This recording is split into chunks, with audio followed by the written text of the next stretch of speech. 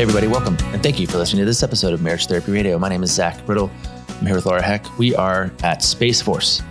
We are in Colorado, where we are training trainers to learn how to deliver the 7 principles for making marriage work workshop. The very same one that Laura and I have coming up in May. There's still time to register for that. We would love to have you. You can go to marriagetherapyradio.com to get details and to register. There's also still time to jump on board with 30 Soft. If you haven't listened to that episode yet, it is easily the most popular thing we've ever done in terms of listener feedback. And we'd love to have you jump on board with 30 Soft, even though we don't know what it is yet. Speaking of listener feedback, that's what we're doing today. We are just answering your questions, talking a little bit about our experiences and what it's like maybe to record together. We do not have our regular mics, so we'll sound a little bit sketchy. We're sitting around in a hotel lobby on the Space Force base, and you'll get to hear about this new gift that I gave to Laura, which is very exciting. In general, and as always, this is a very cool conversation. Stick around. You guys, thank you for hanging out with us on Marriage Therapy Radio. We're so tired. This is a very special episode where we are not using our normal microphones because we are on the road. We wanted to talk to you live from Space Force Base. They almost didn't let us in. That is true. Yep. We got there and they were like, "What's up? What are you doing here?" Yeah. They're like, "Give us your IDs." And we handed them over and they're like, "That's all you got?" They're like, "Wait, you don't have Department of Defense IDs?" Yeah. And they didn't mess around, but we made it safe and sound. We got some yummy dinner. We got to go to hibachi. That was pretty cool. That was so special. By the way, you guys, I learned so much about Zach when we travel together. Here is one interesting thing that not very many people know about Zach. Is that I don't know what this is. This is that you like to say yes as often as possible. Oh, of course. Yeah. Yeah. And pretty special in that I think you're using special in quotes. Yeah, it's pretty special. But you might have also learned something about me, Zach, which is that I am incredibly food focused. So we were at the airport. I'm not even clear on whether or not we had we officially arrived at the airport? No, we hadn't even landed yet. And you were already scoping out what are the options near the base that we can eat? Yeah, I was really concerned about our food situation. We're going to be here at Space Force and for, I don't know, maybe 3 meals, like a dinner and a breakfast and a lunch. That's about it. Yeah. And so I was like, in 3 or 4 hours, I'm going to be having dinner and I need to know what that dinner is going to be. So I started searching and I was like, do you like pho? Some people may pronounce it pho, P-H-O, basically Vietnamese soup. Even I know it's pho. It's pho, but a lot of people pronounce it pho. And you were like, sure, I'll eat pho. And I was like, okay, great. Decision made. I was getting ready for it. And then I was like, ooh, Indian sounds so good. Do you like Indian? And you're like, yeah, let's do it. And so it turns out Zach doesn't like either. But your response to me was, I can eat off of any menu. I will always find something that I can eat. Yeah. Yeah. So I had learned. And then we got to the place where all the restaurants were. And I was like, oh, look, hibachi, let's go there. Uh-huh. And so I think what we learned is that we are both quite agreeable with each other, which is such a good segue in just kind of like a principle that we tend to teach, which is being agreeable, like having an attitude of just responding to your partner or your business partner with yes as often as possible. So right on. You knew that food was important to me and I wanted pho or I wanted Indian and you were just like, whatever, sure, let's do that. That sounds good to me. You know what you accidentally said that actually I think is really interesting is I was thinking about this listener question because we're going to do listener questions today because our brains are barely working. It's late. We had hibachi. I might have had a giant beer. Zach was my driver. And you might have had a sake bomb. It was, he shot the sake into my mouth with a squirt bottle. Yeah. Yeah. And then I made a really, if you remember the gesture, it was like a really inappropriate gesture while he was shooting it into my mouth. So, and then they almost didn't let us on the base. And we had to call the chaplain to come get us. And Laura was sitting on her hands so that she didn't say anything that she wasn't supposed to say. And then, but that's why we're here, by the way. We're here at the at the Space Force base to Yeah. teach the 7 Principles Leader program to chaplains. Yes. Which From I'm excited all about. around. All around Yeah. the United States. Yeah. Yeah. And it's like, it was all military. Like it was Air Force, Army. It was all the different branches and also a bunch of different denominations, which was really interesting. Yeah. Okay. That's cool to look at the list and see kind of who we're dealing with. But it's us teaching people how to do the workshop that we do, which if you haven't signed up for it yet, now is a good time to do that because it's in like 2 weeks, maybe. Yeah. Yeah. It's coming up. So it's on May, January, February, March, April, May. Brain's no fire. We'll see if we can get any of these chaplains. May 12th and 13th. We'll see if we can get any of these chaplains to come be with us in our workshop. That would be cool. Oh, yeah, absolutely. That would be neat. But anyway, what I was saying is you're saying something that I was accidentally thinking about because we have this question that came in from this lady. And to your point about being agreeable, well, I don't know. Let's just read it. Let's read it. Do you have it?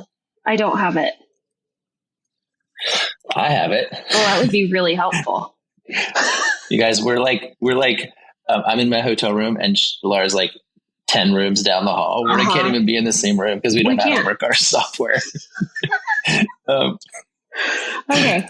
By the way, like we haven't done listener questions in a while. And if you sent us a listener question, it has been accidentally deleted. I went through and I got real wild and started deleting on my phone in the process of just. Oh, this was another fun story you told me on the plane. And I was like, oh, this is cool. Because we were trying to look for emails that I sent you and you sent me and you're like, I deleted them all. It's not that I deleted listener questions. I deleted literally every single email that has ever been sent to me. And I didn't know I was doing it. And then after I was deleting them, I was like, oh, I'm going to clear out my trash. So even like there was a process for me of I deleted every single email that I had saved, like tax documents that were saved in certain folders, like lovely pictures from previous vacations. Everything was gone. So just imagine starting over with a brand new email account, like baby email account. That's what I have now. Whoopsies. But you have one listener question that came in. By the way, how's it going with your taxes? I don't want to talk about it. Aren't you guys like super on top of your taxes all the time? We pay taxes, but we have not completed, like we have deferred or we've whatever it is where we're just kind of kicking the can down the road. I think we are up to 2018. So we're only 5 years behind right now. That's so amazing. How do you do that? I have no idea. We are really special human beings. It's actually a point of tension in our relationship because for whatever reason, this is Ryan's lane. He's just more of the finance guy, and he is deeply, he's a procrastinator, especially with stuff that he doesn't want to do. There's a theme about Ryan lately that sometimes things in his lanes don't get taken care of, like the boxes in the garage and the taxes. But I do want to give him and you some kudos because Laura stalks her family through the Ring video camera on her on the front of her house. And so like if their kids are like hanging around. And so Holden was just like in the driveway, just goofing off, playing with his bike. And you were just watching him. And the first thing you said was not, my kid is so cute, or look at him and his bike. You said, Ryan is such a good dad. Oh, he is like the best dad. Look at, he's getting, so maybe he doesn't take care of some of the lane stuff that is on the list, but he's you incredibly definitely present. That is, you're pro dad, pro Ryan overall. There's been, we will get to this listener question, but I wanted to let you know, there has been a lot of talk where I have been like talking about Ryan to other people. And I have noticed that there has been kind of a trend around like the mommy group situation where it kind of becomes a bit of a bitch fest. And I know that there's listeners that are probably like, yes, I totally get that, because you get around other women and you want to feel validated and you want them to empathize and you want to kind of unload, right? Have like a stress reducing conversation with your girlfriends. And a lot of time that stress is the complaining and the bitching and the moaning about how your partner isn't showing up. And I have to tell you, like, I'm aware that can occur. It has been so different with my girlfriends lately, where all we can do, and we kind of are holding each other accountable, we have flipped it. It is, let's one up each other in just telling each other all the amazing things about our husbands.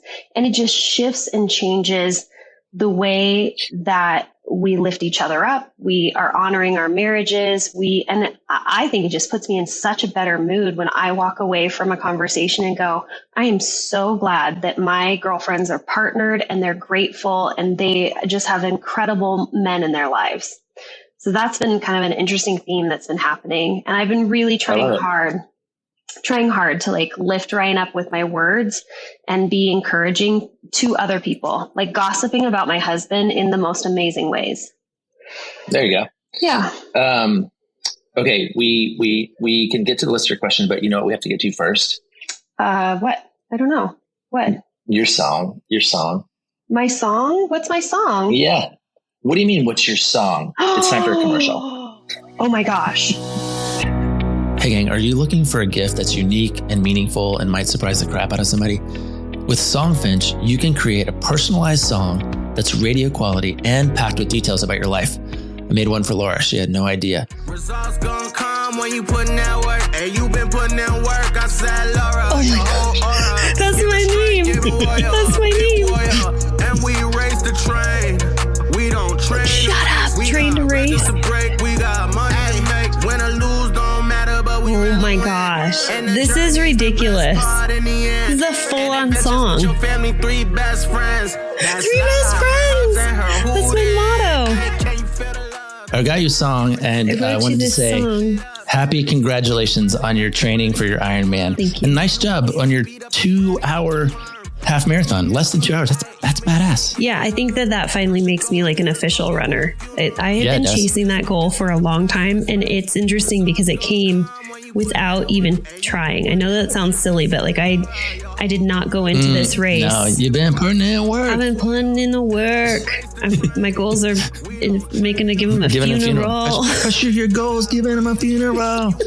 It was really fun. And Songfinch itself was really cool to work with. Like, they were super responsive and really thorough, and they had a ton of options. So tell me about this process. Like, what is the process if you want to have a song written for somebody?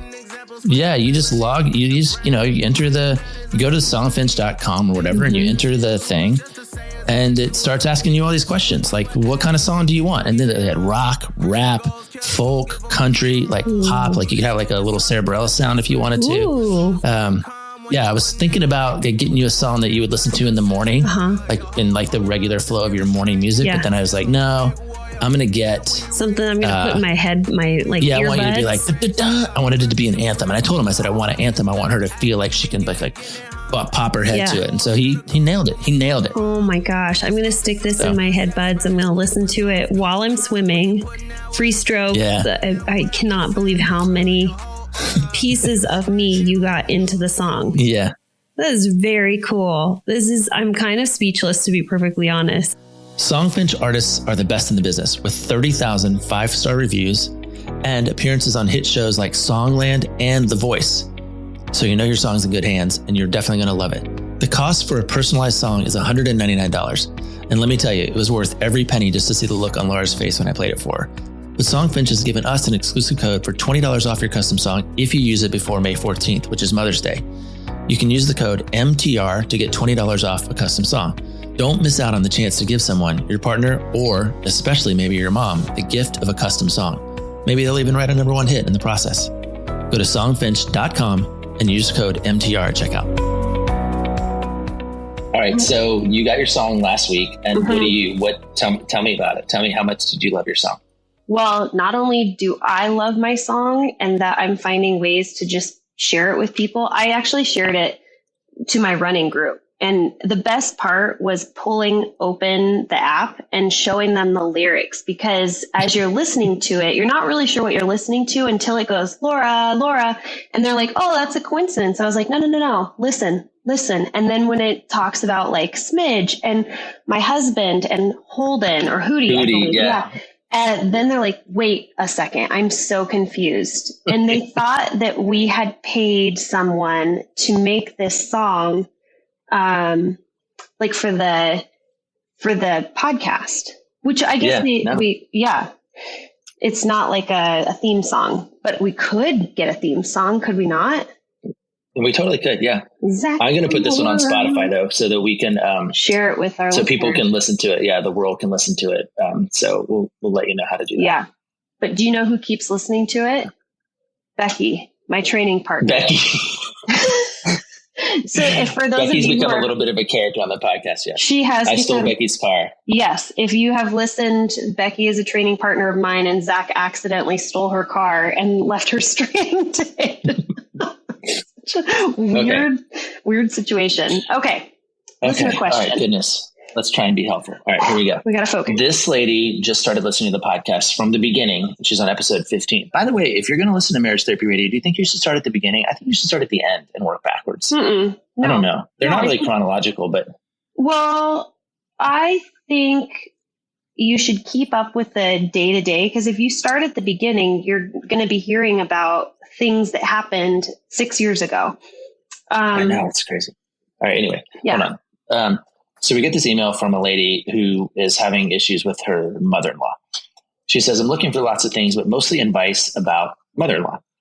I know that's probably as interesting as mud. I don't know. I think it's pretty interesting. I like an in-law scenario, and I love talking about my mother-in-law.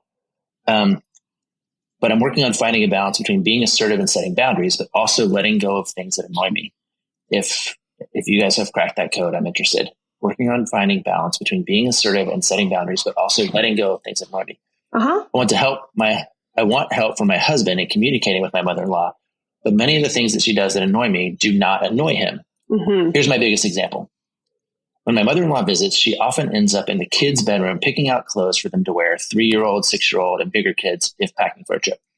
Often, I have found that she puts clean clothes in the dirty clothes hamper.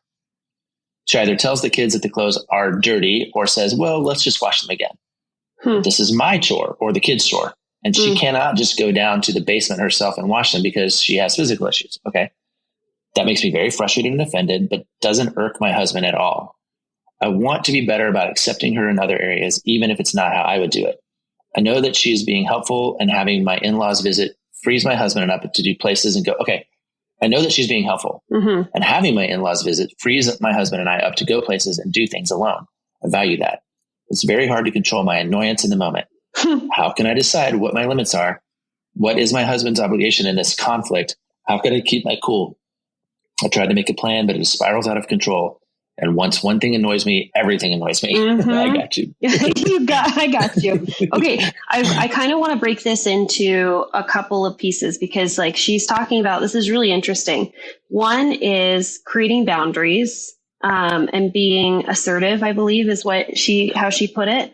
Wants to be able to create boundaries and be assertive, but also wants to gain some tolerance. Both of those are amazing skills. And I'm glad that she's aware, like, how do I do this? This seems like it'd be really important. So there's two major pieces. Another major piece. So basically she's asking the right questions.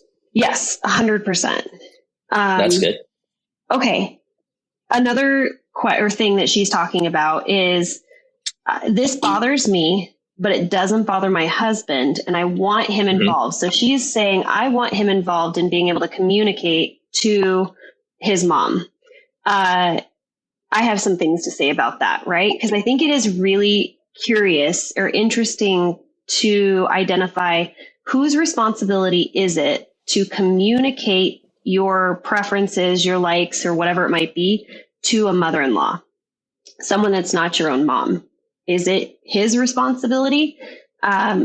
I actually just had a client recently where we had this conversation, and she broke down and she said, I am so stressed out because I am in the middle. I am constantly in the middle of the relationship between my husband and my parents. And that was an entire session of how can we get you out of the middle? And I am 100% a believer that the husband or this woman needs to have her own relationship with the mother-in-law. and it shouldn't be something that is his responsibility. She can ask for support, which I think is really important, that you are a unified front when you are working with children, mother and father-in-law, parents, teachers, whatever it might be. Having that unified front is important, but not having him be the go-between. I think that is just an awful expectation. Okay. What do you think? I'm into it. I think what's striking to me about this is thinking about this workshop that we're doing tomorrow. We always use the exact same example. I've seen you teach this before. Mm-hmm. And the example is something about the mother-in-law. I don't like it when your mother-in-law criticizes me or your mom criticizes me. I always feel upset. And so we try to teach people, like, how should you talk to the mother-in-law? Right. So we'll say something like, I feel about what and I need. And it's usually something like, I feel upset when you don't have my back and I need you to, protect me from mom. But then the way we will often turn it over is to say, what's the exact opposite?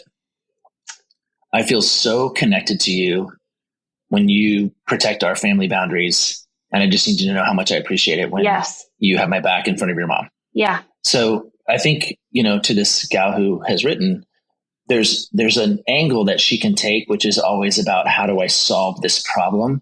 Meaning, how do I correct this error or deal with this conflict? But the other angle is, how do I praise when I get what I do want? Mm-hmm. Right. Even if it's the mother-in-law, like, I love when you help. Mm-hmm. It makes me feel so good when you help and Yeah. And I need you to, coordinate with me about things like laundry and dishes. Like, it's almost like kind of elevating the positive as a sneaky way of reinforcing the behavior you want versus elevating the negative as a way to correct the behavior you don't want.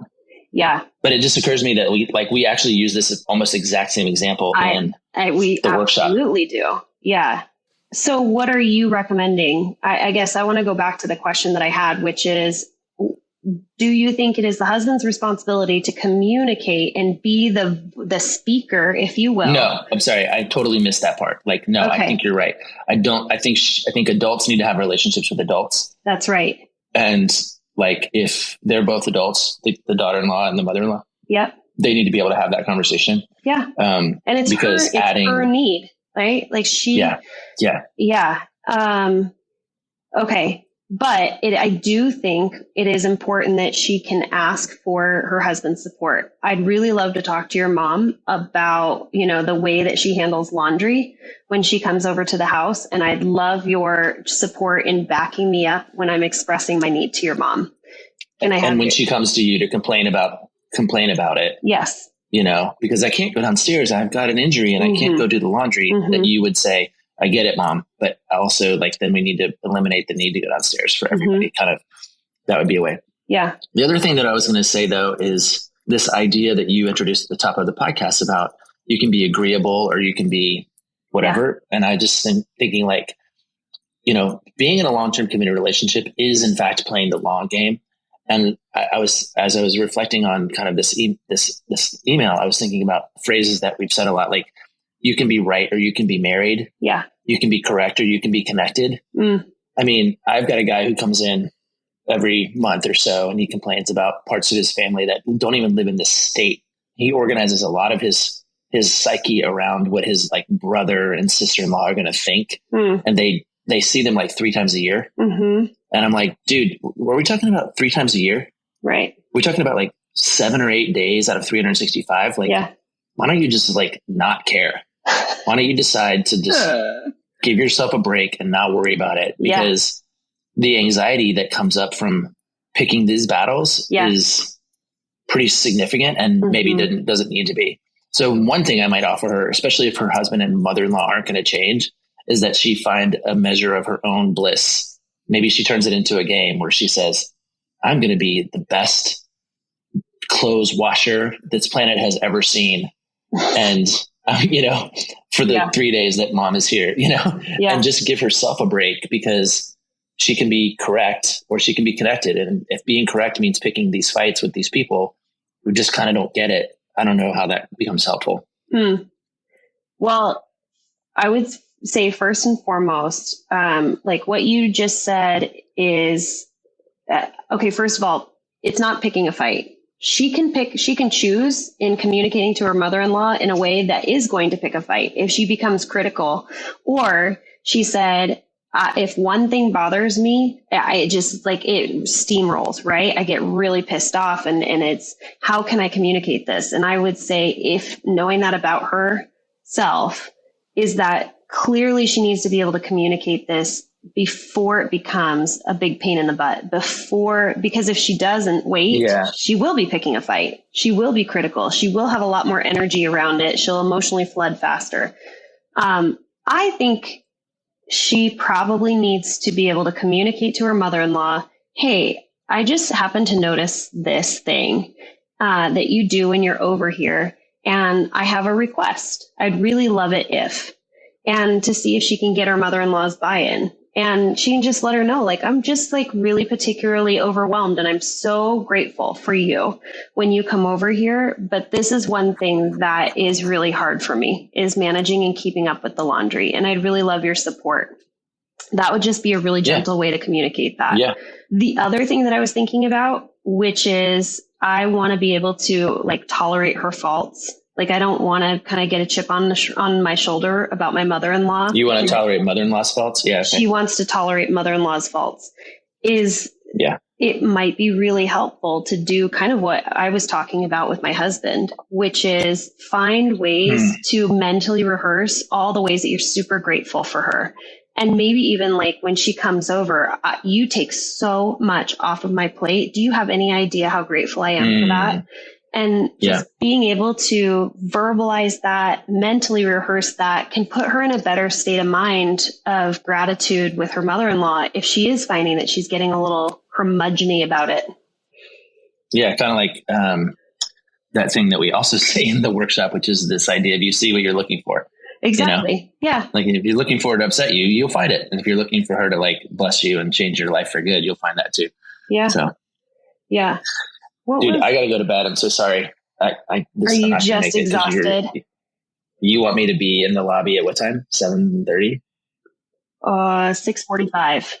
6:45. Yeah, 7:45. No. Yes, 7:45. Good Lord. I know. Okay. I know. All right. So you're going to say you're going to go to bed, but I know what you do is you like lay there and you are up until midnight. And I'm the one that's, I don't know, dude. I'm so tired. I'm so old. Plus we changed the timeline. So I know. Anyway. All right. I'll see you in the morning. And I'm glad you like your song, and also sign up for our workshop. Yes. If you haven't done that yet. Let me talk just for a second about the workshop, because I am really pumped about it. So it's May 12th, which is a Friday evening from 4 to 7 p.m. Pacific Standard Time. So this is like the end of your evening. Friday, we're going to spend all of our time together just building up your emotional bank account. We are going to work on the friendship foundation. We're going to help you fall in love with your partner again, or fall in light with your partner again.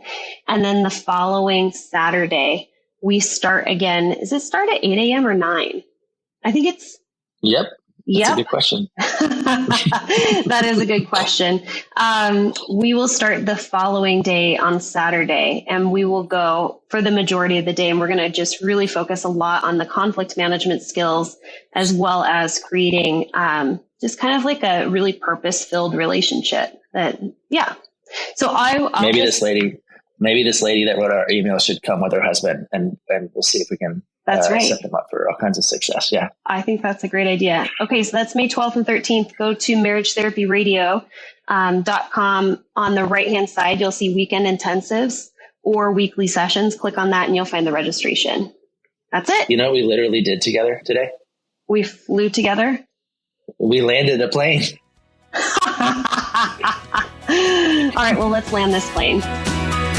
Thanks so much for listening to this episode of Marriage Therapy Radio. Zach and Laura coming to you from Space Force around Denver, Colorado. I wanted to give you a little bit more detail about our May 12th and 13th workshop. Friday from 4 to 7 p.m. Pacific Standard Time, Saturday from 8 a.m. to 3 p.m. Pacific Standard Time. We cover all 7 of the principles for making marriage work. We teach it. to military chaplains. They're using it worldwide. This entire program is being used by our armed forces. We have been teaching it to wounded warriors. We've been teaching it to therapists around the world. And we would love for you to be able to learn the 7 principles with us and spend some time with us. The early bird registration rate ends on April 30th. So you want to make sure that you register very soon. That early bird rate is $395 for the 2 of you and includes your materials. That's a pretty good deal. Thanks so much for all of your time and attention, making your relationship better today than it was yesterday.